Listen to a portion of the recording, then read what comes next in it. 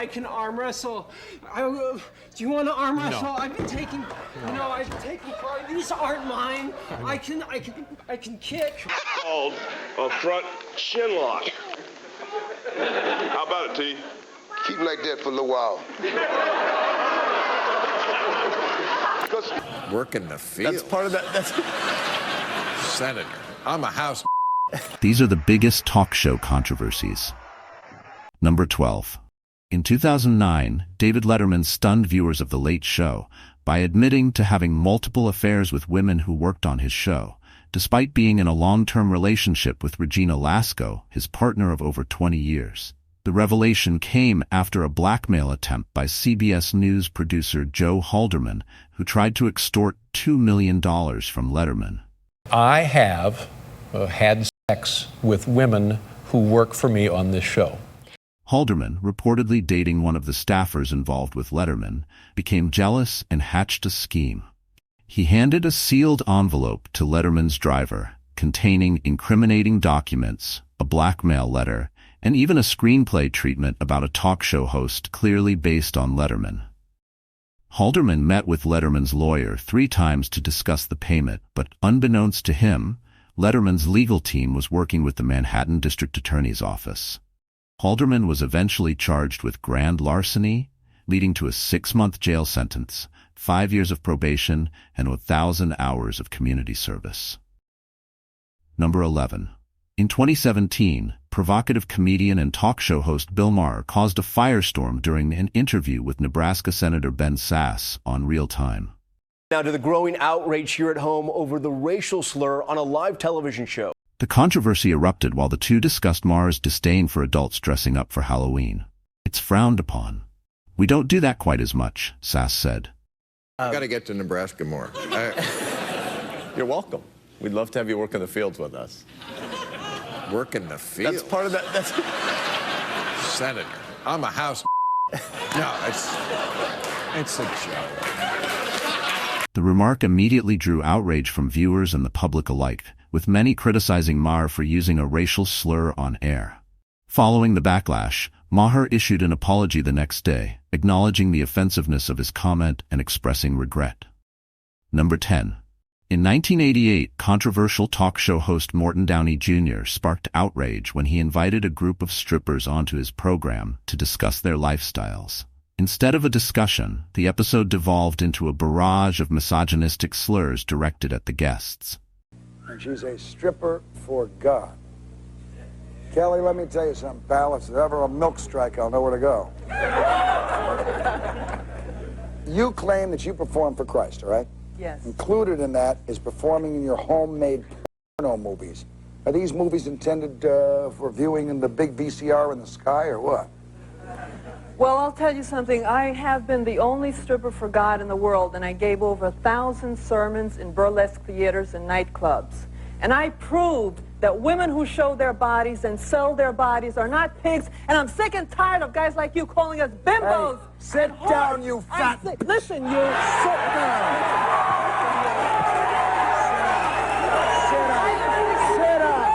Just a second. This is the crap she's in.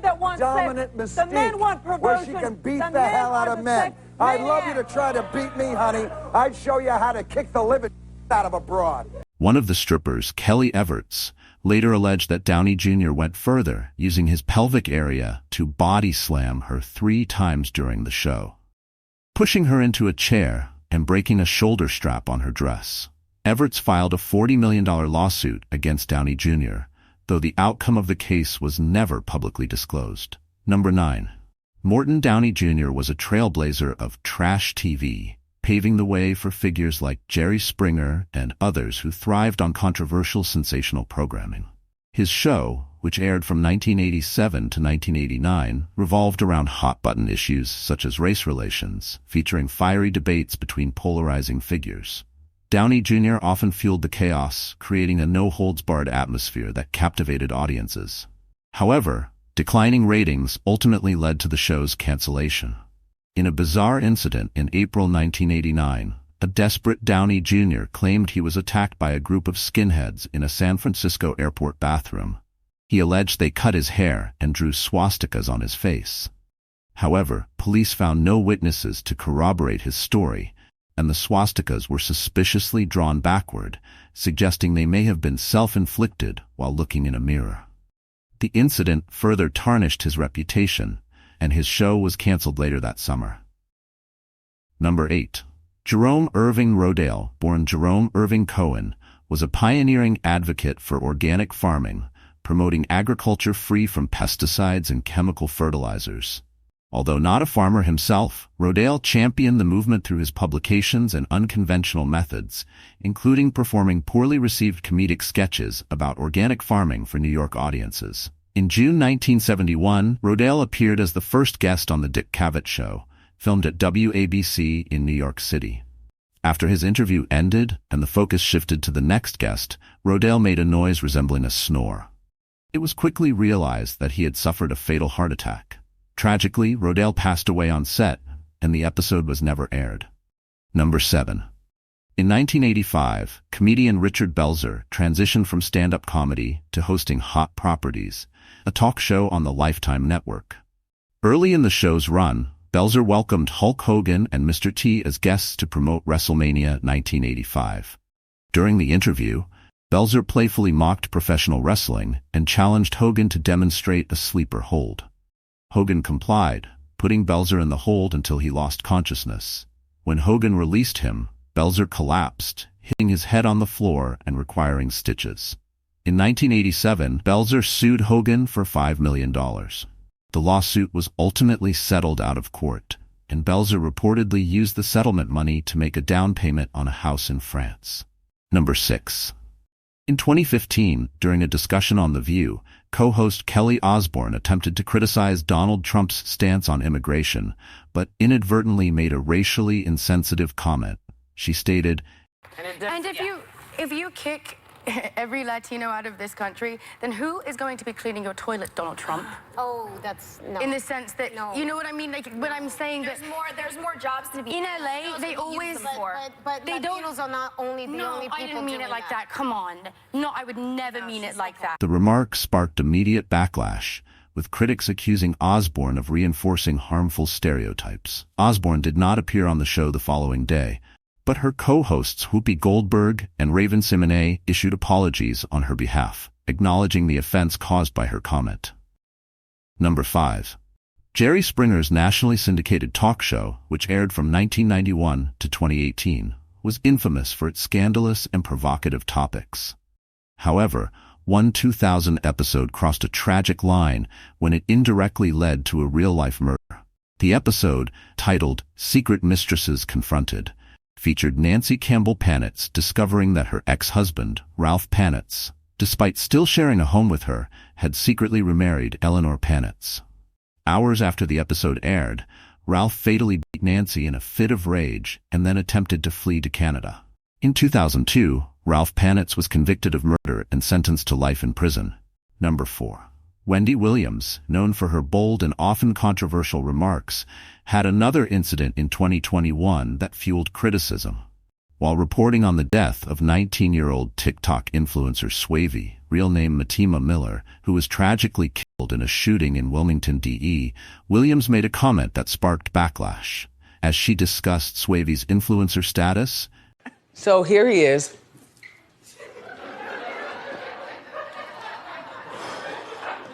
He's 19, and he was murdered Monday morning. I have no idea who this is, neither does Norman, neither does one person in this building.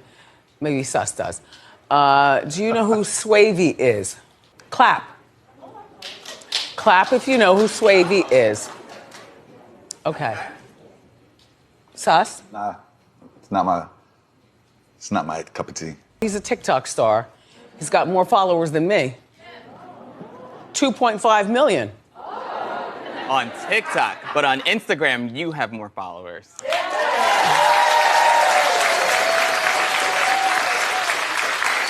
Well, as my son Kevin would say, the comments were widely condemned for being disrespectful to the memory of the young man, with many criticizing Williams for belittling a tragedy simply because she was unfamiliar with the influencer.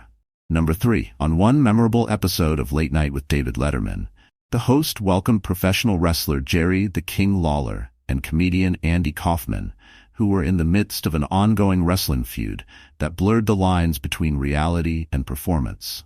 Kaufman, known for his eccentric style, often left people wondering whether he was playing a character or genuinely committed to his antics.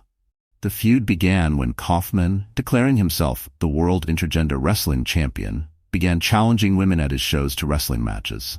Lawler, disgusted by Kaufman's antics, challenged him to a match to prove his own wrestling abilities. On April 5, 1982, in Memphis, TN, Lawler pile-drove Kaufman so hard that Kaufman was hospitalized.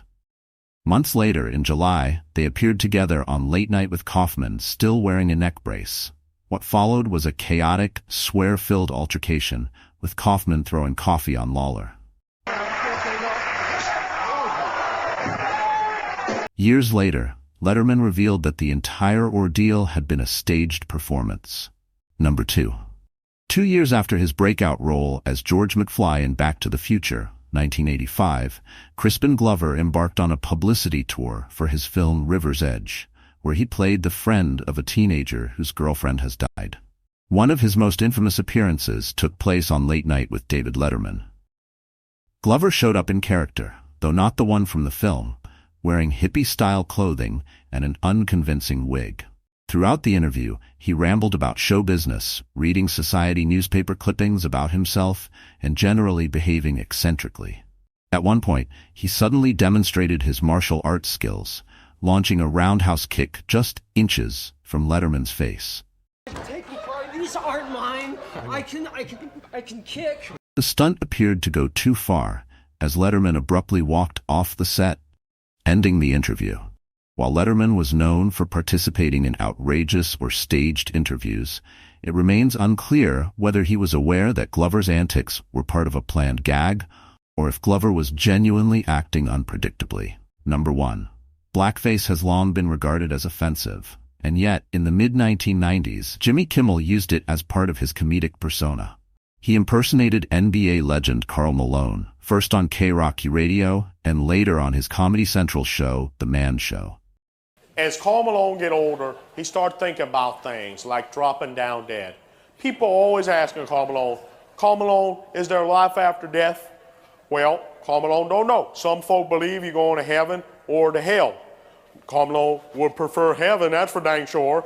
But other folk think dead dude come back to earth in different shape. In 2020, clips resurfaced of Kimmel performing his Malone impersonation, leading to widespread criticism. And Kimmel issued a public apology, acknowledging the harm caused by his actions.